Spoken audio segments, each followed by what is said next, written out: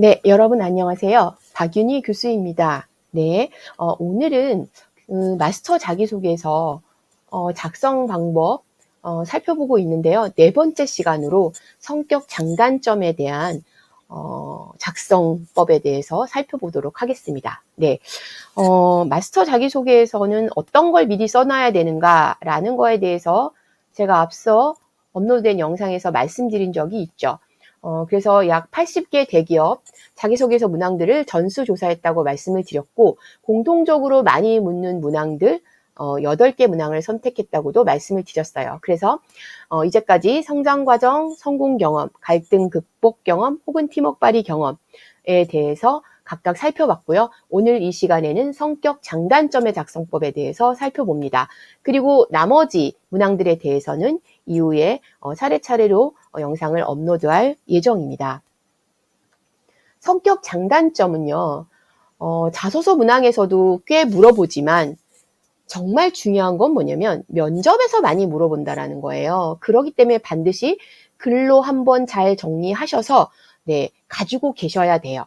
그래서 제가 마스터 자기소개서 말씀드릴 때 성격 장단점은 꼭 말씀드리는 문항이다라고 볼 수 있습니다. 그래서 질문들이 이제 기업들이 내는 질문들이 뭐 성격상의 장단점을 쓰시오 이렇게 물어보기도 하고요. 성격 장점, 보완점에 대해서 구체적으로 기술하시오 이렇게 문항을 출제한 기업도 있었어요. 보시면 성격 장점? 그러면 당연히 단점을 물어봐야 되잖아요. 그런데 아예 대놓고 뭐라고 물었습니까? 보완점에 대해서 쓰세요. 이제 이렇게 물었다는 거죠. 그러니까 결국은 이 문항을 통해서 우리가 알 수 있는 건 뭐냐면, 단점은 보완점으로 적어야 하는구나 라는 걸 이해하실 수 있어야 돼요. 성격의 장점과 보완점을 쓰라는 얘기는 성격 장점과 단점을 쓰라는 얘기와 같은 얘기인데, 단점을 작성할 때 단점을 쓰기보다는 보완점으로 쓰라라는 얘기구나 라고 여러분들이 이해를 하셔야 됩니다. 그러니까 단점인데 그냥 단점이라서 단점이다 이렇게 쓰시는 게 아니라, 단점인데 고치려고 많이 노력을 이렇게 해왔다 라는 측면에서 쓰시라는 이야기예요. 그게 바로 보완점의 측면에서 단점을 작성하는 방법입니다. 자, 그러면 우리는 성격상의 장단점을 쓰시오 라는 문항을 가지고 작성 방법에 대해서 구체적으로 살펴보도록 하겠습니다. 첫 번째, 굉장히 중요한 문장이 첫 번째 적혀져 있어요. 뭐라고 돼 있냐면, 자신의 성격 장단점을 적지 않는다, 쓰지 않는다. 아니, 이건 또 무슨 얘기입니까? 성격 장단점을 쓰라고 했으면 내 성격 장단점을 써야 되는 게 그게 기본 아닙니까? 근데 뭐라고 되어 있어요? 네, 내 성격 장단점을 쓰지 않는다. 아니, 그럼 뭘 적나? 막막하신가요? 갑자기? 네, 뭘 적나? 뭘 적는지 그 다음 줄에 써 있어요. 내 성격 장단점을 드러내놓고 쓰지 마시고 내가 지원하는 직무와의 관련성을 고려해서 적으셔야 합니다. 그러니까 결국 내 성격을 쓰지 마세요 이 말인데, 그럼 무슨 성격을 씁니까? 답을 드렸죠? 지원 직무 관련 성격을 쓰셔야 됩니다. 어떻게 해요? 두 번째 설명드려놨죠?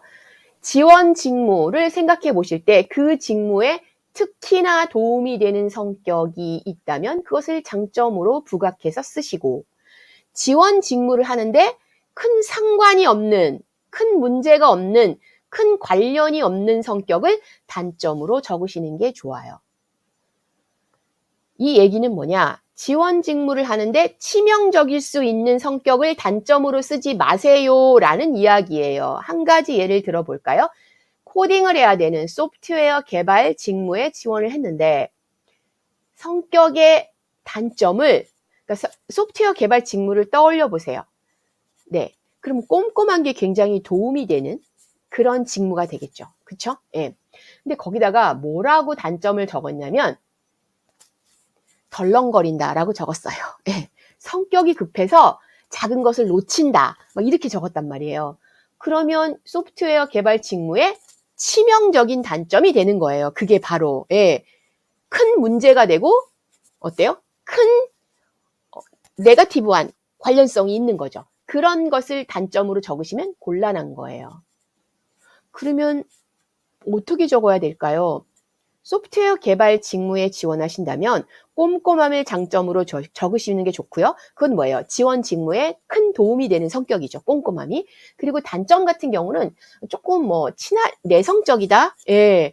좀 이렇게 처음에 사람을 만날 때 낯을 가리는 편이다. 좀 이렇게 지나고 나면 굉장히 친근감 있게 잘 대하지만 처음에 좀 사람을 대할 때 낯을 좀 가리는 편이다. 요렇게 쓰시는 것이 제가 볼 때는 나쁘지 않아요. 소프트웨어 개발 직무라면. 예시를 들어서 하나 설명드렸어요. 그러니까 지원 직무, 소프트웨어 개발 직무에 정말 도움이 되는 성격, 꼼꼼함을 장점으로 적으시고 지원 직무를 하는데 큰 문제가 없는 성격을 단점으로 적으시면 되겠죠. 조금 낯을 가려도 뭐 코딩하는데 큰 문제가 없잖아요. 네, 이해되세요? 네, 이 예시를 잘 활용하셔서 본인이 지원하는 다른 직무에도 성격 장점, 단점을 어떻게 적어야 될지에 대해서 답을 얻으시기 바랍니다. 네, 그래서 이렇게 적으시는 거예요. 세 번째, 이제 장단점을 적으실 때 어떻게 적으시냐면 장점은 확실하게 단어로 명시하세요.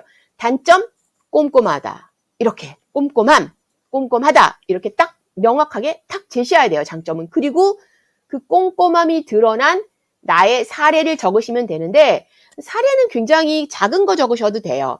예, 뭐 무게감이 크지 않아요. 물론 뭐 직무 관련 사례면 베스트죠. 그렇지만 예, 꼭 그렇게 직무 관련 사례를 적지 않으셔도 좋고요. 그냥 대학 경험 중에 있었던 사례를 적으시면 돼요. 뭐 그 전공 수업 과제 프로젝트 할 때 굉장히 꼼꼼하게 잘 해가지고 A 플러스 학점을 받았다. 이렇게 적으시면 사실 소프트웨어 개발 직무 같은 경우는 직무 관련 사례가 되죠.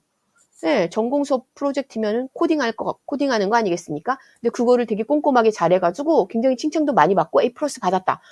그러면 직무 관련 사례가 되죠. 네, 그렇게 성격 장점을 쓰시는데 엄청난 사례 갖고 뭐 인턴십 했던 사례 이런 거 쓸 그런 사례가 없죠, 우리가. 그러니까 그런 거 쓰지 마시고 인턴십 할 사례는 뭐 성공 경험이나 다른 데 써야 되니까 뭐 직무 역량이나 이런 데 써야 되니까 그런 거 쓰지 마시고 그냥 대학 생활에 있었던 사례를 쓰시되 반드시 내 장점이 무엇인지 꼼꼼함, 책임감, 준비성, 계획성 이렇게 딱 단어를 확실히 명시하시고 그것을 발휘했던 경험을 쓰시면 됩니다. 예, 몇 줄 적으셔야 돼요. 예, 분량은 잠시 후에 또 설명을 드리겠습니다.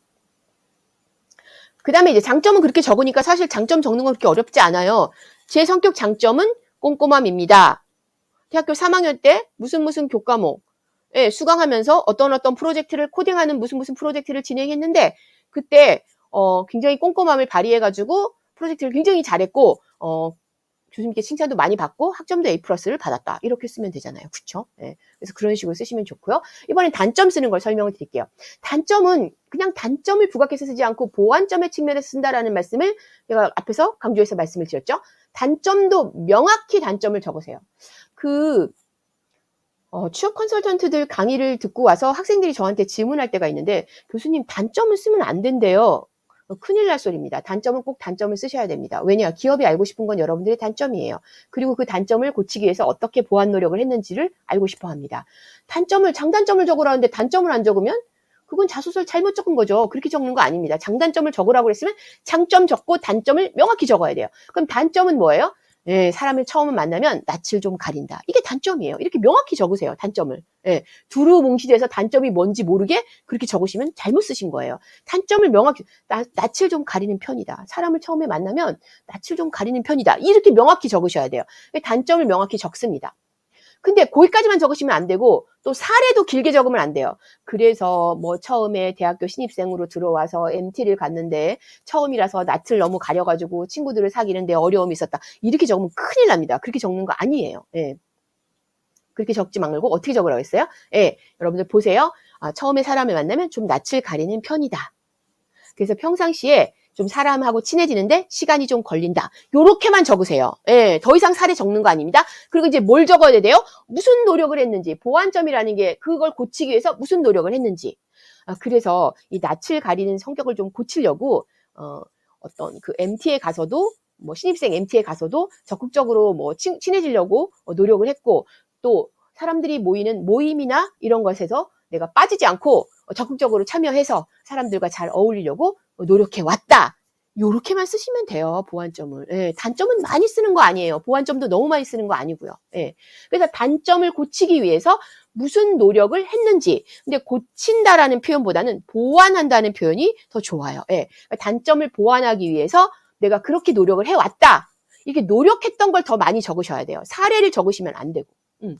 그럼 이제 지금 말씀드렸던 거를 예시를 들어보면 처음에 사람을 만나면 좀 낯을 가리는 편이다. 그래서 사람이랑 친해지는데 조금 시간이 걸린다. 그래서 이런 것을 보완하기 위해서, 이런 단점을 보완하기 위해서 대학교에 들어오면서 뭐 MT에 가서도 그렇고 아니면 여러 그 학과 모임이라든가 동아리 모임 이런 데 참여할 때 가서 적극적으로 빠지지 않고 모든 모임에 다 참여하려고 노력했고 사람들하고 친해지기 위해서 먼저 다가서려고 그런 노력을 해왔다. 이렇게 쓰시면 되잖아요. 예.